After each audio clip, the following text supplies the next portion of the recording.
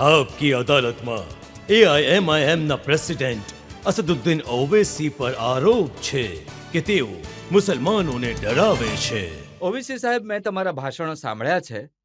એવું લાગે છે જાણે તમે મુસલમાનોને કહી રહ્યા છો કે મને વોટ આપો, નહીં તો મોદી આવી જશે. નહીં, આ તો બેટા સોજા વરના ગબ્બર સિંહ આ જાયગા જેવી વાત થઈ ગઈ.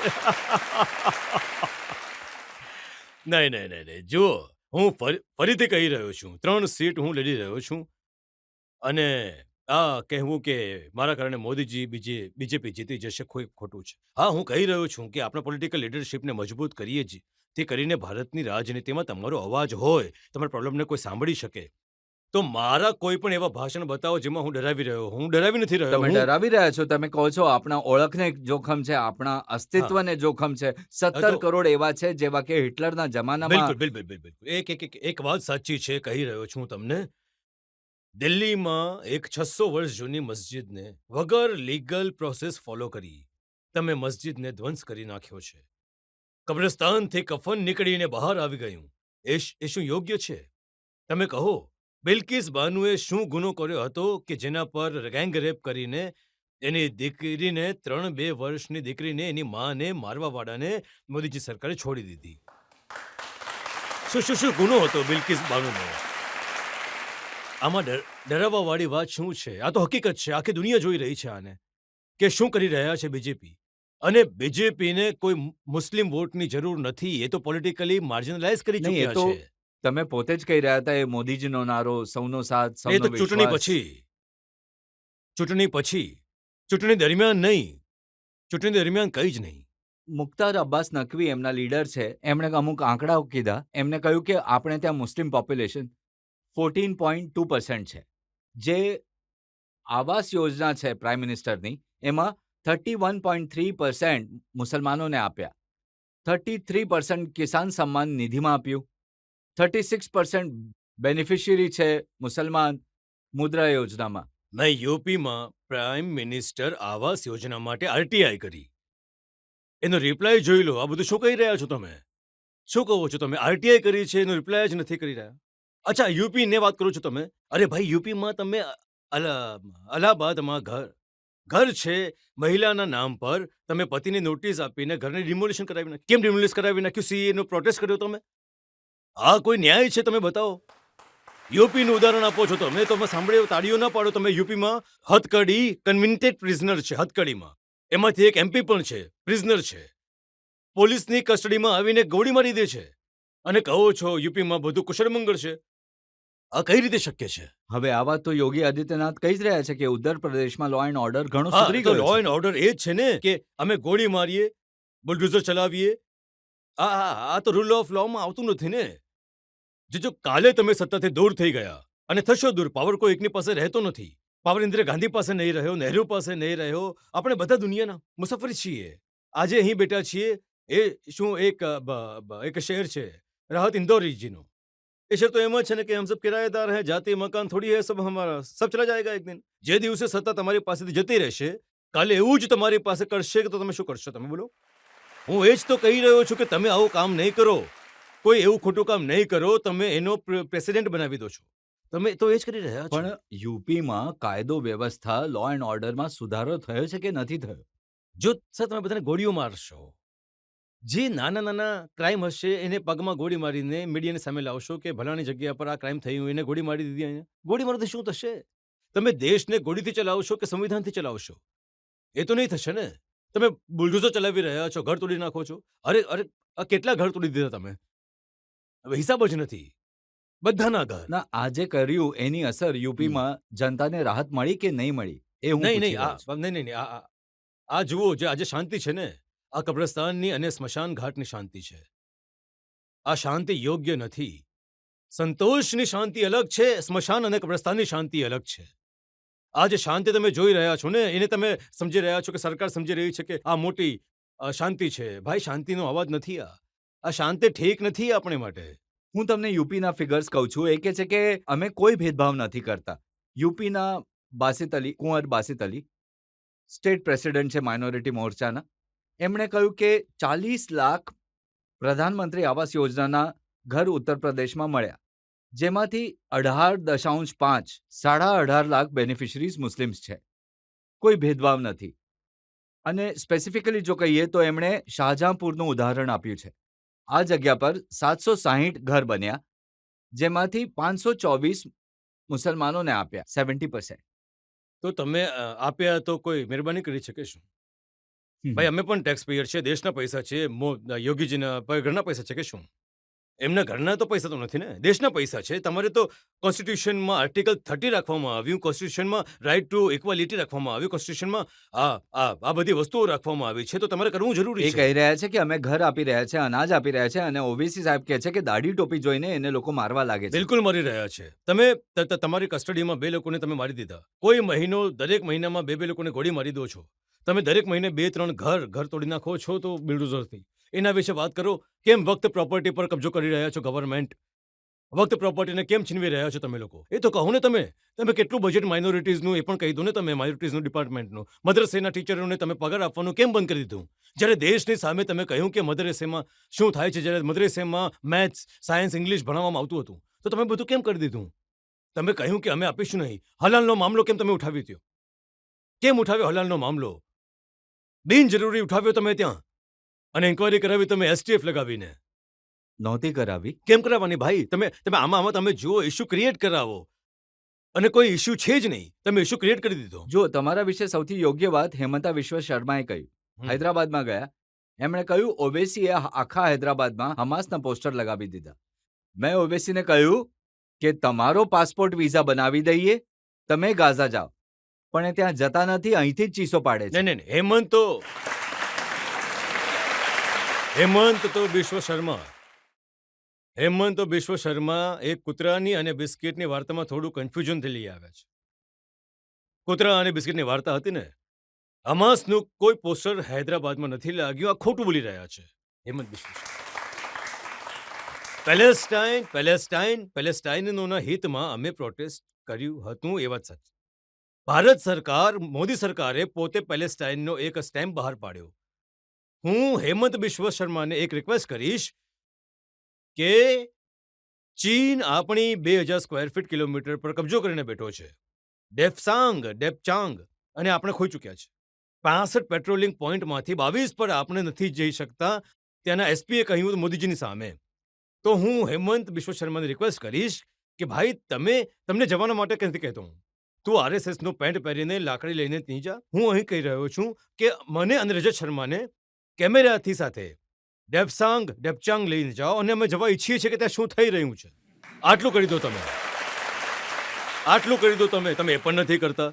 તો હેમંત બિશ્વ શર્મા બોલે છે વધારે. એમને લાગે છે કે હવે હું બીજો અમિત શાહ બની જઈશ.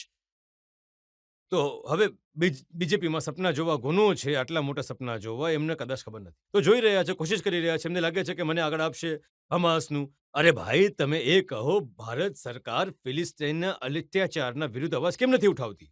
ભારત સરકાર ઇન્ટરનેશનલ કોર્ટ ઓફ જસ્ટિસમાં કેમ નહીં ગઈ? સાઉથ આફ્રિકા જતું રહ્યું. હા, તમારું બ્રાઝિલ જતું રહ્યું. આપણે G20 છીએ. G20ના મોટા લોકો પણ એમની ઓફરનું શું કરશો? જે મેં તમને કહી રહ્યા છે કે હું તમને ગાઝા પટ્ટી મોકલી દઉં છું, જતા રહો. નહીં, જુઓ, ગાઝા પટ્ટી જેવું છે તો ચાલો જઈએ. ભારત સરકાર ડેલિગેશન જઈને જાય છે, હું જવા તૈયાર છું. ભારત સરકારને જુએ. અમે ઈચ્છીએ છીએ કે 20 લાખની વસ્તી ગાઝાની 13 લાખ લોકો બેઘર થઈ ગયા છે. 30,000 લોકોને ઇઝરાયેલે મારી નાખ્યા, જેમાંથી 16,000 માસૂમ બાળકો છે. 8,000 લોકો બિલ્ડિંગમાં ડેબ્રિસમાં પડેલી છે. અને મોદીજી વાત કરી નથી જઈ રહ્યા. પણ મોદીજી શું કરે છે? દુબઈ જાય છે, તેના શેફને મળે છે. હૈયા હબીબી, ગળે મળો. હવે કહો, આ કેવી મોહબ્બત છે? હવે આ હેમંતનો વિચાર જુઓ. ઓવેસીને હમાસ સાથે સરખાવે. હમાસથી સરખાવે. અરે ભાઈ, તમે ઓવેસીને સરખાવતા એ લોકો સાથે જે ભારતની આઝાદી માટે લડ્યા. અલ્લામા ફઝલ ખૈરાબાદી જે કાલા પાણીની સજામાં મોત પામ્યા હતા. તમે ઓવેસીને સરખાવતા બ્રિગેડિયર ઉસ્માન સાથે, જેમણે 47માં પોતાનો જીવ ગુમાવ્યો. તમે ઓવેસીને સરખાવતા હવાલદાર અબ્દુલ હમીદ સાથે, જેમણે 65ના યુદ્ધમાં પોતાનો જીવ ન્યોછાવર કરી દીધો હતો. તમે ઓવેસીને સરખાવતા જાહોર બારદાન સાથે, અબ્દુલ કલામ આઝાદ સાથે. પરંતુ નહીં, તમારી થોટ પ્રોસેસ જ આ છે, મુસલમાન ટુ ટેરરિઝમ. એમને કહ્યું કે જે રીતે આર્ટિકલ 370 હટાવી દીધું, જેમ અમે રામ મંદિર બનાવી દીધું, એ જ રીતે નિઝામ અને ઓવેસી બંને હૈદરાબાદથી પતી જશે. અમે નહીં પતી જવાના. જ્યાં સુધી દુનિયા રહેશે ત્યાં સુધી ઇન્શાઅલ્લાહ અમે રહીશું, ખુશીથી રહીશું. હા, જે દિવસે અમારું પતન થશે એ દિવસે દુનિયાનું પતન થશે. તો આ આમની બોલવાની થોટ પ્રોસેસ છે. હવે અમને શું લાગે છે કે ત્યાં આટલો જુલમ કર્યો ઓસમાનમાં મુસલમાનો ઉપર, તેમ છતાં આસામના જે મુસ્લિમ છોકરા છોકરીઓ જે છે સૌથી વધારે નીટની પરીક્ષામાં ક્વોલિફાય થઈ ગયા, તો હેમંત તો અચંબામાં પડી ગયા કે આ શું થઈ ગયું, કઈ રીતે ક્વોલિફાય થઈ ગયા. અને ત્યાં એમને જેટલા મદરેસાઓને ડિમોલિશ કરી દીધા ડિઝાસ્ટર મેનેજમેન્ટ એક્ટનો ઉપયોગ કરીને, તો ક્યારે તેમની તારીખ મળી જ નહીં. કેટલા લોકોને એમણે હોમલેસ કરી નાખ્યા મુસલમાનોને ત્યાં આગળ, અને રિનોવેટ કરીને એસેમ્બલી કોન્સ્ટિટ્યુન્સી બનાવી દીધી ત્યાં આગળ. તો આ રેકોર્ડ એમનો આસામનો છે. હવે એમને ચિંતા થઈ છે નાની નાની મુસલમાન છોકરીઓની જેમના લગ્ન જબરદસ્તીથી કરી દેવામાં આવતા હતા. Prohibition of child marriage centre act છે, પોસ્કો એક્ટ છે, ચાઇલ્ડ મેરેજની એક સ્ટડી છે. ગરીબીને કારણે ચાઇલ્ડ મેરેજ થાય છે. સારું, એમને એ પણ નથી ખબર કે ભારતના સરકારનો જે ડેટા છે કે 12 મિલિયન ચાઇલ્ડ મેરેજ ઇન્ડિયામાં થયા, 84% તો આપણા હિન્દુ ભાઈ બહેનોમાં થયા છે, 11% મુસલમાનોની છે. તો ક્યાં કરી રહ્યા છે તેઓ? ભાઈ તમે આ જુઓ ને. નહીં, એમણે કહ્યું કે 90 વર્ષ જૂનો નહીં, એ અંગ્રેજોના કાનૂન- જમાનાનો એક એક્ટ કાયદો નહીં, હતો નહીં, જેના એ- મુજબ જો છોકરીની ઉંમર કે છોકરાની ઉંમર ઓછી છે તેમ છતાં એમના લગ્ન રજીસ્ટર થઈ જતા હતા. આ સરાસર જુઠ્ઠું છે. ગવર્મેન્ટ ઓફ ઇન્ડિયાનો ડેટા છે, નેશનલ ફેમિલી હેલ્થ સર્વે, તે એક ઘરના નકારાત્મક ફેમિલી દેવામાં આવે છે મુસલમાનો વિરુદ્ધ, જે હિન્દુઓના લગ્ન 18 વર્ષમાં થઈ ગયા હોય, એવરેજ એટલા જે મુસલમાનોના લગ્ન 18 વર્ષમાં થાય છે. અને એ જ 90 વર્ષ જૂનો કાયદો એમને મટાવી રહ્યો છે. હવે આ જે કાયદો બનાવ્યો છે રાત્રે 12 વાગે કે મારે જો મારા લગ્ન કરવા છે મુસલમાન દીકરા કે દીકરીની, તો સ્પેશિયલ મેરેજ એક્ટમાં કરાવવી પડશે. ભાઈ સ્પેશિયલ મેરેજ એક્ટમાં નહીં થાય છે. સ્પેશિયલ મેરેજ એક્ટમાં મહેરનો ક્યાં પ્રોવિઝન હશે જે વરરાજા કે વરવધુને આપવાની હોય છે? તમે અમારી જાતીય રિચ્યુઅલ જે છે જેના વગર મારા લગ્ન નહીં થાય કેમ છીનવી રહ્યા છો? કેમ છીનવી રહ્યા છો તેઓ એ મારાથી? જ કહે છે આવી વાતો કરીને તમે ડરાવો છો ડરાવતો નથી, હું મુસલમાનોને. ફેક્ટ કહી રહ્યો છું, હું જૂઠું નથી બોલી રહ્યો, હું સચ્ચાઈ કહી રહ્યો છું. એમને જે 90 વર્ષ જૂનો કાયદો મિટાવી દીધો, ભાઈ તમે એવું શું કામ કર્યું? ભાઈ ચાઇલ્ડ મેરેજ તો નહીં જ નહીં, થવું ઓબીસી જોઈએ સાહેબ, ને. મેં કાયદો જોયો છે. એમાં જે સ્પેશિયલ પ્રોવિઝનમાં છેવટે જે પેરા છે એમાં લખ્યું છે કે જો આ કાયદાની બહાર પણ જો નિકાહ થાય છે, જો કોઈ લગ્ન થાય છે તો એને રિપીલ નહીં કરી નહીં, નિકાહ શકાય આ કઈ રીતે કાયદામાં. થશે જ્યારે હું સ્પેશિયલ મેરેજ એક્ટ કરીશ? નિકાહ મને હું તો નહીં, સ્પેશિયલ નહીં, મેરેજ એક્ટ તો સેક્યુલર નહીં, બધા લોકો માટે આ તો છે. હું શું કહી રહ્યો છું ને કે સેક્યુલર જો છો તમે, ભાઈ હિન્દુ ધર્મ મુજબ હિન્દુઓના લગ્ન થશે, શીખ ધર્મ મુજબ શીખોના લગ્ન આજ તો થશે. તમે ફેલાવી તો- રહ્યા છો. જેમ કે યુસીસી માટે તમે કહો છો કે યુસીસી આવશે તો નિકાહ નહીં થઈ શકે, બધાએ લગ્ન કરવા પડશે. સારું, એ સાચું સારું, તો સારું, નથી. ચાલો યુસીસીની જરૂર નથી દેશમાં. બાબા સાહેબ આંબેડકરે કહ્યું કે વોલન્ટરી હોવું જોઈએ. આપણે યુસીસી માટે શું કર્યું છે? આપણે સ્પેશિયલ મેરેજ એક્ટ બનાવ્યો છે, અમે ઇન્ડિયન સક્સેશન એક્ટ બનાવ્યો છે, આપણે બે એવા સેક્યુલર કાયદાઓ બનાવી દીધા. હવે તમે મને કહો, જેમને મને ખબર પડી કે તમે મને યાદ સવાલ કરશો, હું લખીને આવ્યો છું ઉત્તરાખંડનો સેક્શન 4 સબસેક્શન 4 વાંચી લો. હિન્દુ ધર્મમાં પ્રોહિબિશન ઓફ મેરેજ છે કે માની તરફ એક ભાઈની તરફ લગ્ન નહીં થઈ શકે, નહીં થઈ શકે. મુસલમાનોમાં થઈ શકે છે. તમે એ પ્રોવિઝન લાવ્યા સેક્શન 4 સબસેક્શન 4 માં. ભાઈ મને કેમ રોકી રહ્યા છો?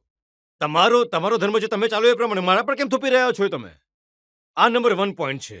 એમાં ઘણી બધી લિસ્ટ નહીં, એમણે નહીં, આપી સર, છે, નહીં. જેમ કે બહેનોથી, કઝન્સથી લગ્ન એમાં નહીં કરી પ્રોહિબિટેડ શકાય. લિસ્ટ તમે બનાવી દીધું. હા. અચ્છા, એમાં વધુ એક વસ્તુ શું કરી દીધું તમે કે જો 2010માં જો તમારા લગ્ન થયા હતા કોઈના ઉત્તરાખંડમાં, તમારે રજીસ્ટર કરાવવાનું છે હમણાં. હવે 2010માં જો કોઈની પોતાના સગાવાલામાં લગ્ન થયા છે તો રજીસ્ટર નહીં થાય. તમે તમારો ધર્મ મારા પર કેમ થોપી રહ્યા છો? અને તમે એવું કેમ સમજી રહ્યા છો કે અમારા ધર્મની મોરાલિટી સારી છે ને અમારા ધર્મ મોરાલિટી જો ખરાબ છે? પુષ્કરસિંહ ધામીને મેં આ પૂછ્યું હતું, એ આપકી અદાલતમાં આવ્યા હતા, તો એમણે કહ્યું કે આજે એક મુસલમાન 4 લગ્ન કરે છે, આ પણ- હલાલા થાય છે, આ બધાને નહીં, નહીં, રોકવા નહીં, માટે નહીં, કાયદો નહીં, છે. જો આ ખોટું બોલી રહ્યા છે પુષ્કરસિંહજી. જો ખોટો છે. 2006 નો તમે જઈને જોજો, એ મને સાંભળ્યા પછી. 2006 નો ગવર્મેન્ટનો ડેટા છે. ગવર્મેન્ટનો ડેટા એમ કહે છે કે 100 જો લગ્ન થાય છે એમાં હિન્દુઓમાં આમાં 1.7 બે પત્નીઓ છે, મુસલમાનોમાં 2.5. આ 2006 નો ડેટા છે. તમે આની વાત કેમ નથી કરતા? અને મુસલમાનમાં જ્યારે લગ્ન થાય છે તો એને પત્નીનું સ્ટેટસ મળે છે. હિન્દુ ધર્મમાં કોઈના સેકન્ડ મેરેજ થાય છે તો પત્ની નથી થતી. અને જો હું મરી જાઉં છું, ઉદાહરણ તરીકે જો મારી 2 પત્ની છે, હું એકમાં જ પરેશાન છું એમ તો, જો 2 પત્ની છે તો મારા મરવા પછી મારી પ્રોપર્ટી મારી પત્નીને મળશે, ત્યાં નહીં મળશે. તો આ ખોટું કેમ બોલે છે આ લોકો? અચ્છા, તમે એ લોકો બોલો ડિવોર્સનો. ઉત્તરાખંડમાં ડિવોર્સનો કાયદો તમે શું કહી દીધું એને સેમ કરી દીધો. Hindu marriage act 54, special marriage act 54, divorce act 1969. અરે કેમ તમે કરી રહ્યા છો? તમે તમારા ધર્મનો કાયદો મારા પર કેમ નાખીને યુસીસી? કઈ યુનિફોર્મ યુસીસી છે જ્યારે તમે એમાં ટ્રાઇબલ્સને અલગ કરો છો? યુનિફોર્મિટી ક્યાં છે સર એમાં? જ્યારે તમે યુનિફોર્મિટી કરી રહ્યા છો, ચોથી વાત એ છે કે ઉત્તરાખંડમાં જે કહી રહ્યા છે કે યુસીસી નથી, તો યુસીસી આખા દેશમાં હોવું જોઈએ. અને તમે સ્ટેટમાં કયા કાયદા બનાવી રહ્યા છો? માત્ર મુસલમાનોને તેમના રિલિજિયનથી દૂર કરવા માટે, એમની રિલિજિયસ પ્રેક્ટિસથી દૂર કરવા માટે, રિફોર્મના નામ પર તમે અમારા મુસલમાનોથી અમારો રિલિજન છીનવી લેવા ઈચ્છો છો. એ જ તો હું કહી રહ્યો છું. ઉદાહરણ આપી રહ્યો છું. સેક્શન 4, સબસેક્શન 4 તમને કહી રહ્યો છું. આમનું ડિવોર્સનું સેક્શન 25, 27 અને લગ્ન જે ઇસ્લામમાં થાય છે ને, એ જન્મનો સાથ નથી હોતો. હિન્દુ ધર્મમાં જન્મનો સાથ છે. અમારી પાસે એક કોન્ટ્રાક્ટ છે. એક જન્મ માટે બે થયો છે, બીજા જન્મ નથી જોઈતી. હું કહી રહ્યો છું આપને, આ જન્મનો સાથ નથી. મારે તમને એ પૂછવું છે કે અમુક લોકો કહે છે કે વધારે બાળકો કરવાથી ડેમોગ્રાફિક વધશે. તમારું આના પર શું કહેવું છે? આ સદંતર ખોટું છે, અસત્ય છે. હું તમને એ કહી રહ્યો છું કે ભારતમાં જે ફર્ટિલિટી રેટ છે મુસલમાન અને હિન્દુઓનો, 1992માં મુસ્લિમ ફર્ટિલિટી રેટ હતો 4.41. હવે આવ્યો છે જે લેટેસ્ટ ડેટા છે ગવર્મેન્ટનો 2.36. હિન્દુઓનો હતો 3.30, એ ઘટીને 1.94 છે. તો ડિફરન્સ છે માત્ર 0.4% છે. તો આ જે લોકો બોલે છે ને કે મુસલમાન બધા હિન્દુઓથી આગળ નીકળી જશે, નહીં વધે. 600 વર્ષમાં પણ નહીં વધે, 1000 વર્ષમાં પણ નહીં વધે. ભારતમાં હિન્દુઓનું પોપ્યુલેશન સ્ટેબલાઇઝ થઈ જશે બાય 2070 અને મુસલમાનનું પોપ્યુલેશન સ્ટેબિલાઇઝ થઈ જશે બાય 21, બીજા 40 વર્ષ પછી. અને જે લાસ્ટ મુસલમાનનું પોપ્યુલેશન હશે 18.87%. એટલું જ થશે. આવી વસ્તુઓ સોશિયલ મીડિયા પર ઘણી ચાલે છે. લોકો એક્ઝામ્પલ આપીને કહે છે કે બેલ્જિયમમાં બેલેન્સ બગડી ગયું, ત્યાં વધારે મુસલમાન થઈ ગયા, ત્યાંના લોકો ઓછા થઈ ગયા. સર, બેલ્જિયમના વોફેલ સારા હોય છે. મેં પણ એક ક્યારે ખાધા છે. પણ બેલ્જિયમમાં ત્યાં જે લોકો આવ્યા છે અરબ કન્ટ્રીઝથી, તે ત્યાં એ રહી રહ્યા છે. પણ ભારતમાં તો આવું નથી થવાનું. ભારતમાં એમ્પિરિકલ એવિડન્સ છે. તમે વિશ્વાસ તમે જે રાખો. નંબર્સ કહી રહ્યા છો એને પણ એ લોકો ચેલેન્જ કરે છે. નહીં, એને સર. લઈને એ લોકો કહે છે કે જ્યારે જનસંખ્યા ગણવાવાળા લોકો જાય છે, જી. તો મુસલમાન પોતાના 9માંથી 5 બાળકોને અંદર છુપાવી લે છે, 4ને ગણાવે છે, 5ને નથી ગણાવતા. તો એમને કેવી રીતે ખબર પડી કે 9 છે? ક્યાં તો એવું છે કે જે ગણવા ગયો છે એણે જ એમને જન્મ આપ્યો છે? અથવા તો પછી એમનો કાકો છે, એમનો દાદો છે, કે પછી નાના છે, કે પછી એમની દીકરી એ જ ઘરમાં? ભાઈ, ખબર કેવી રીતે પડે? આ ખોટી વાત છે ને સર. 9 બાળકો કરી રહ્યા છે, નહીં કરી રહ્યા. તમે ભણતરને સામાન્ય કરો. તમે મુસ્લિમ મહિલાઓનો ડિમાન્ડ ડ્રીવન સ્કોલરશિપ આપો. તમને હું કહી રહ્યો છું કે 21ના પહેલા પોપ્યુલેશન સ્ટેબિલાઇઝ થઈ જશે. તમે ભણતરમાં મદદ જ નથી કરી રહ્યા. મોદીજીએ સ્કોલરશિપ બંધ કરી દીધી છે. મોદીજીએ તો આપકી અદાલતમાં કહ્યું હતું કે હું ઈચ્છું છું કે મુસલમાનના એક હાથમાં કમ્પ્યુટર હોય અને બીજામાં કુરાન. મોદીજીએ અમારા હાથમાં કંઈ જ રાખ્યું નથી. અમારું ઘર જ છીનવી લીધું છે, મસ્જિદોને છીનવી લીધી છે, ઓળખને છીનવી લીધી છે. એ તો મોદીજી ડાયલોગ સારા મારે છે, માશા અલ્લાહથી. એ એમનાથી કોઈ સ્પર્ધા નથી. કોઈ સ્પર્ધા નહીં કરી શકે. ભાઈ, તમે એક હાથમાં કુરાન અને કમ્પ્યુટર આપી રહ્યા છો. તમે પ્રી મેટ્રિક સ્કોલરશિપ 9th ક્લાસથી કેમ કરી? ભાઈ, તમારે ક્લાસ 4, 6 કરવી જોઈતી હતી ને. તમે મૌલાના આઝાદ ફાઉન્ડેશન કેમ બંધ કર્યું, જેમાં લોકો પીએચડી કરે છે? તમે કેમ બંધ કર્યું એને? ભાઈ, તમે જે કરી રહ્યા છો એ કહી રહ્યો છું ને. તમે મેરિટ ઇન વુમેન્સની સ્કોલરશિપને ઓછી કરી નાખી છે. 2021-22નું જે બજેટ હતું એમાંથી ખાલી 22% જ ખર્ચો થયો હોય જણાવું છું તમને. આ પાર્લામેન્ટનો ડેટા ઉચકીને તમે જોઈ લો. તો પોપ્યુલેશનની બાબતે તમે નિશ્ચિત રહો મારી બહેન, કે મુસલમાનોનું પોપ્યુલેશન 18.9 પર રોકાઈ જશે, સ્ટેબિલાઇઝ થઈ જશે. અને હિન્દુઓ અને મુસલમાનોમાં 80 કરોડનો ફરક છે, રહેશે બરાબર. એમાં ચિંતા નહીં કરો. આ બીજેપી આરએસએસની વાતોમાં નહીં જાઓ. એમને એ જો તમને કહું, જો ભાઈ ભેંસ ઉડી રહી છે તો વિશ્વાસ નહીં કરો એમને. એ એમ પણ કહે છે કે જે મુસ્લિમ છે એ ઇસ્લામને કારણે જનસંખ્યા કંટ્રોલના જે મેથડ્સ છે એમાં બિલીવ નથી કરતા, સૌથી એટલે વધારે બાળકો થઈ નહીં, જાય છે. સૌથી મોટું ખોટું છે કોન્ટ્રાસેપ્શનનો ઉપયોગ થયો છે, જે હું એ ડેટા આપી રહ્યો છું. 92-93માં મુસલમાન લોકો 27.7% કોન્ટ્રાસેપ્શનનો ઉપયોગ કરતા હતા. 2019માં 60.2% મુસલમાન કોન્ટ્રાસેપ્શનનો ઉપયોગ કરતા હતા.